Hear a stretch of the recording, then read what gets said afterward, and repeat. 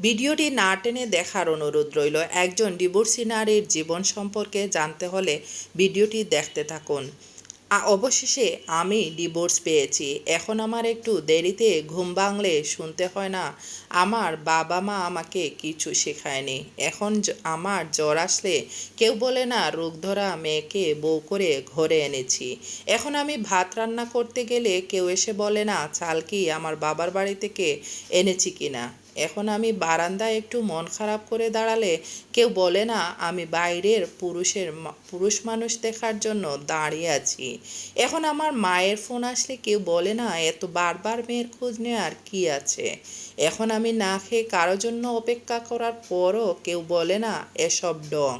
এখন আমি কাঁদতে গেলে কেউ বলে না আমি নাটক করি। এখন আমি আমার পছন্দের একটা জামা কিনতে গেলে আমাকে ভাবতে হয় না এই রংটা আমার জন্য নিষিদ্ধ। এখন আমি চুলটা খুলে আয়নার সামনে দাঁড়ালে আমাকে কেউ বলে না আমি বেহায়া। এখন আমি রান্না করতে গিয়ে আমার হাত পুড়িয়ে ফেললে আমাকে শুনতে হয় না আমি কোনো কাজ পারি না।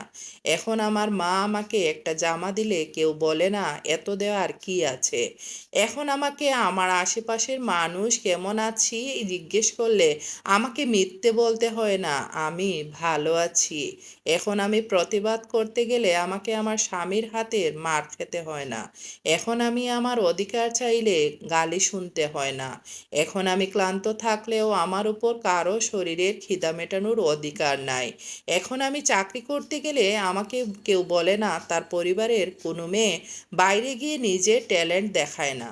এখন কেউ আমাকে বলে না আমার সার্টিফিকেটগুলো শুধু মানুষকে বলার জন্য যে আমি শিক্ষিত। এখন আমাকে শুনতে হয় না কারো ঘরের অশান্তির কারণটাই আমি। এখন আমাকে কোনো বিয়ের অনুষ্ঠানে গিয়ে কেউ ওখানের বউকে উদ্দেশ্য করে দেখায় না আমার বাপের বাড়ি থেকে আমার ভরি ভরি গহনা দেয়নি। এখন আমার মা অসুস্থ হলে আমাকে দুদিন যাবৎ কাউকে বুঝিয়ে কাকুতি মিনতি করে আমার মাকে দেখতে আসতে হয় না। এখন আমার শুনতে হয় না ওই মেয়েটির সাথে বিয়ে করলে আমি সুখী হতাম, তোমার সাথে আমি সুখী নই। এখন আমাকে রাতের পর রাত জেগে একটা ঘুমিয়ে থাকা মানুষের মুখের দিকে তাকিয়ে ভাবতে হয় না এই মানুষটাকেই কি ভালোবেসেছিলাম যে আজ আমাকে মেরেছে। এখন আমি শ্বাস নেওয়ার সময় কারো অনুমতির প্রয়োজন হয় না। তবে আমাকে এখন শুনতে হয় অন্য কিছু, আমি ভালো না তাই আমি সংসার করতে পারিনি, দোষটা আমারই। আরও কিছুদিন নাকি আমার সহ্য করা দরকার ছিল, আমার নাকি চুপ করে সহ্য করা উচিত ছিল। আমি এখন দুশ্চরিত্রা একটা মেয়ে। অনেক সিঙ্গেল ছেলে আমাকে দেখে বলে ডিভোর্সি একটু পটালেই পাওয়া যাবে। আমার আত্মীয় স্বজন আবার আমার বাবা মাকে বলে তোমাদের আহ্লাদে মেয়ে খারাপ হয়েছে। বন্ধু বান্ধব বলে মা তোর সাথে মিশতে মানা করেছে, তুই ডিভোর্সি। কোথায় ছিলেন আপনারা যখন আমি রাতে জেগে কাঁদতাম? কোথায় ছিলেন আমাকে নিয়ে এত সমালোচনা যখন আমার চোখের নিচে এত কালি পড়েছিল যে আমার চোখগুলোই দেখা যেত না? কোথায় ছিলেন আপনারা যখন আমার স্বামী আমাকে নোংরা ভাষায় গালাগালি করত? কোথায় ছিলেন আপনাদের সম্মান যখন আমাকে আমার বাবা মাকে প্রতি মুহূর্তে অপমান করা হতো? কোথায় ছিলেন আমার বন্ধু বান্ধবদের চিন্তা যখন আমার বিয়ের পিঁড়িতে আমার শ্বশুর শাশুড়ি আমার মা বাবাকে অপমান করছিল আর তারা ওই মুহূর্তে সেলফি তোলায় নিয়ে ব্যস্ত ছিল? কোথায় ছিল সবার এই বিবেক যখন আমি শরীরের ব্যথায় কাঁদতে কাঁদতে ক্লান্ত হয়ে ঘুমিয়ে পড়তাম? সত্যি করে বলুন তো কেউ কি ছিলেন? সংসার ছেড়েছি, অন্যায় করেছি, আর যেগুলো আমার সাথে হচ্ছিল সেগুলো কি ন্যায় হচ্ছিল? তখন তো কেউ এভাবে আমাকে নিয়ে একটু সচেতনতা দেখাননি। এখন কেন আপনাদের গল্পের আসরের মূল বিষয়টাই আমি?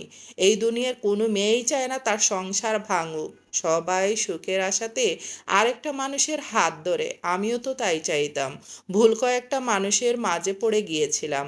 আপনার মেয়ে অথবা বোনের সাথে যদি এমনটা হতো তাহলে ভেবে দেখেছেন আপনি কি করতেন?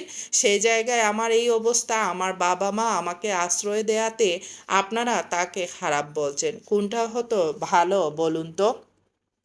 আমি মারা গেলে তখন হয়তো সবার টনক নড়তো, বলতেন আহারে মেয়েটা ভালো ছিল, অনেক অনেক সহ্য করেছে, আল্লাহ ওর আত্মাকে শান্তি দিক।